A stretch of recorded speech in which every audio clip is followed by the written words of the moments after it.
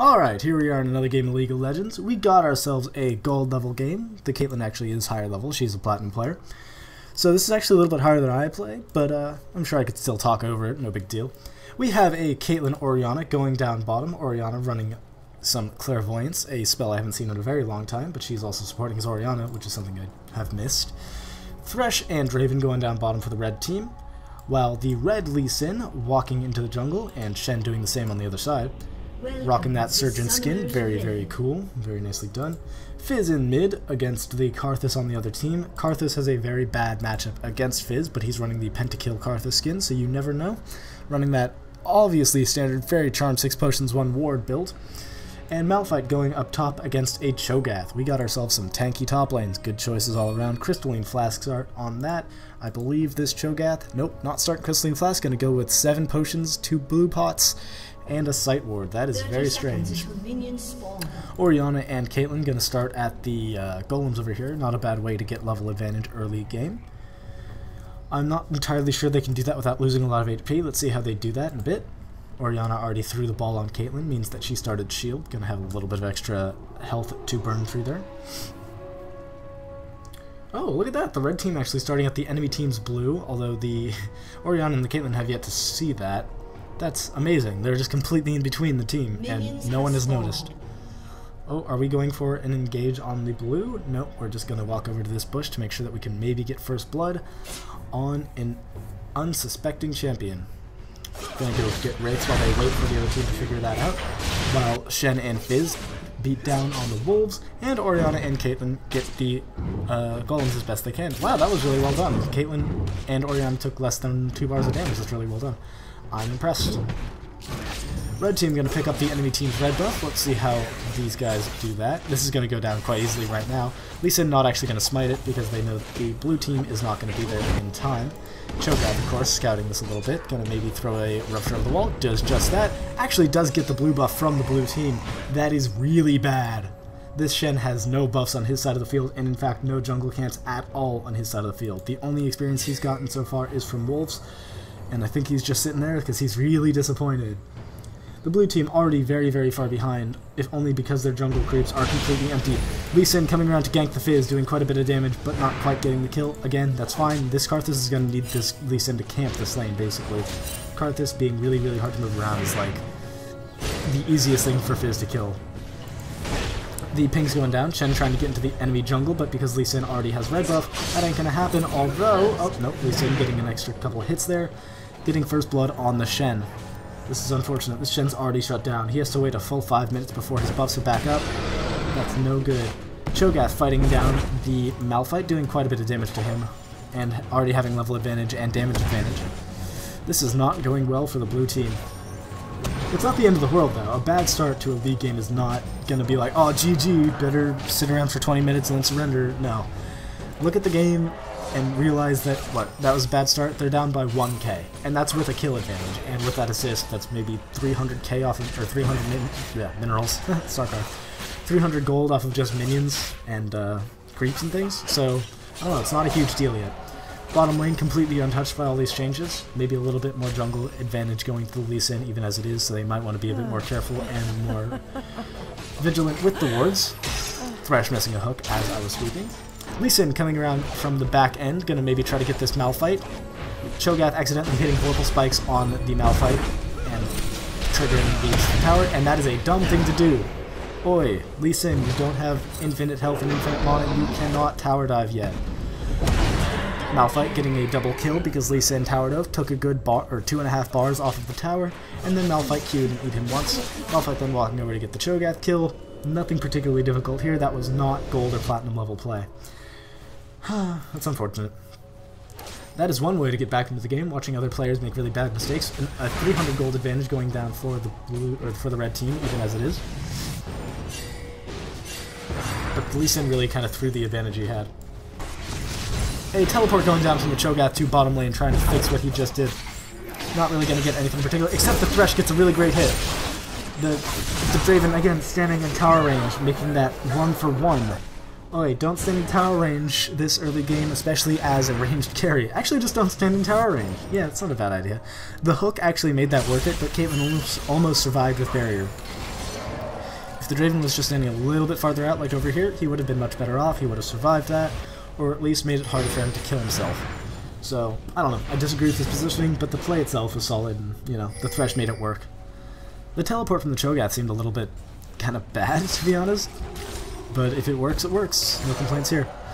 And we have a little support fight going down bottom, as Lee Sin is walking once again into the blue jungle, checking to make sure that his little wraiths are not up, which they are not. Lee Sin coming around to gank the Fizz. Karthus not quite in position to get a wall or a pimple out. Nothing's going to happen here. Not sure why Lee Sin took that blue. May in fact want to give it to the Karthus pretty soon. Karthus does have a level in his Defile, however, so he should be able to get some mana back. Not particularly quickly, but he can do that.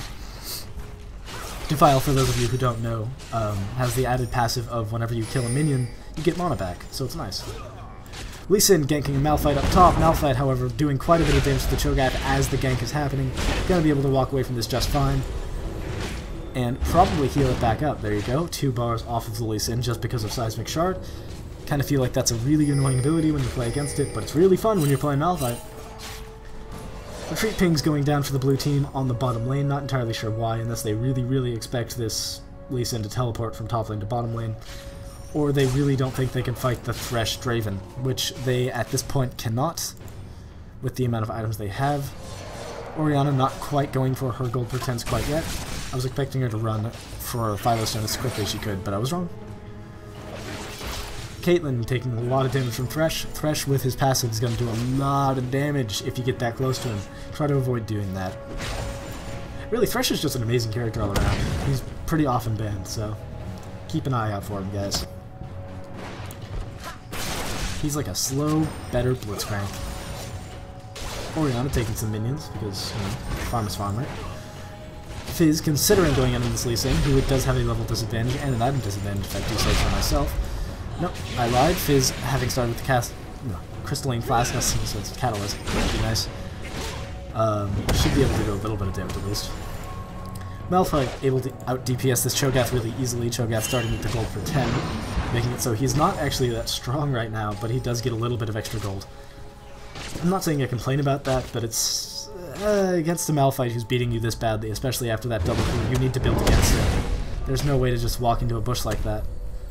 Maybe he's counting on his true damage, I'm not sure. Ping's going down from the blue team. Malphite ulting in, igniting the Cho'Gath. Gonna just get one more hit and gonna get that kill.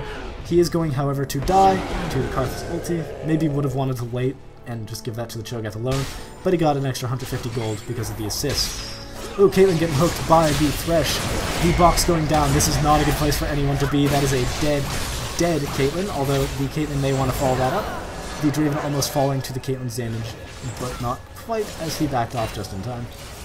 A really good play by the Thresh, hitting the hook and making sure the box hit both characters, making it so neither of them could either escape nor really want to follow in on anything they did. It's really well done. It is now 4-4 for both teams. The only thing that's really changing in this game right now is the Malphite up top farming like a beast. Actually, not farming like a beast, but certainly farming off the Cho'Gath, getting that extra 900 gold from those kills. Making it a lot easier. Oh, Lee Sin shooting Q, watching that Cho'Gath nom that minion. Not a bad decision by the Cho'Gath. At least he gets some fee stacks. He does need those at this point. Malphite coming back to lane with a null magic and a giant's belt. Oh, Lee Sin gets delivered. It's going to be really hard to move this Malphite out of lane, as this Cho'Gath coming back with a Catalyst. Not a bad decision, but he doesn't have the kind of DPS that the Malphite does. So, we'll see how it turns out in the end, but I'm putting a lot of my chips onto that Malphite's back. Both Fizz and Karthus at level 7. Lee Sin once again coming around for the gank, and that is not warded for the blue team, so Fizz is going to have to troll pull out of this. Playful Trickster, whatever you want to call it. The Q actually landing, but the Lee Sin not doing very much damage, as I do not believe he pumped his Q. Nope, he pumped his E instead. I've actually never seen that.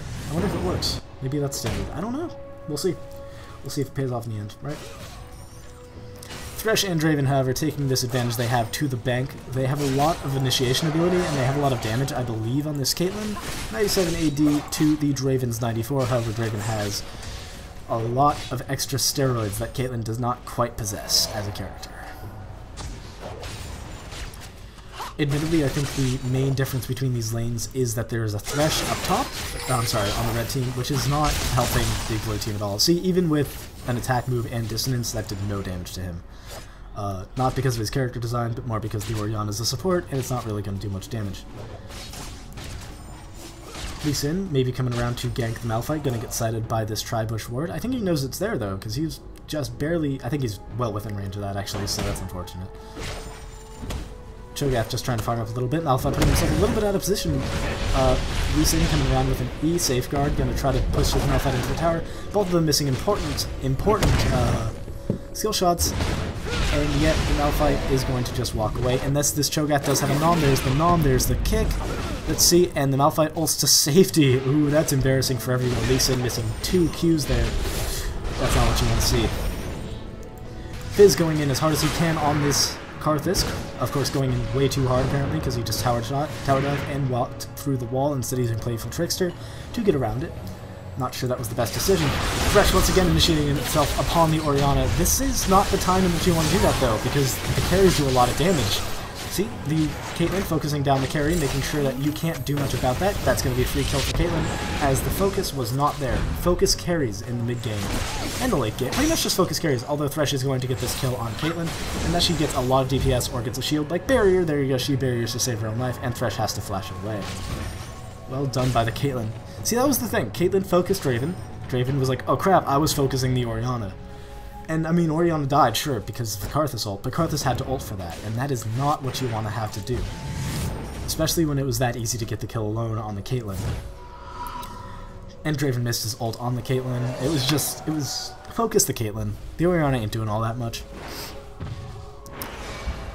Because of that, however, the advantage is going very slowly more and more into the red team's favor. Fizz having to recall from that,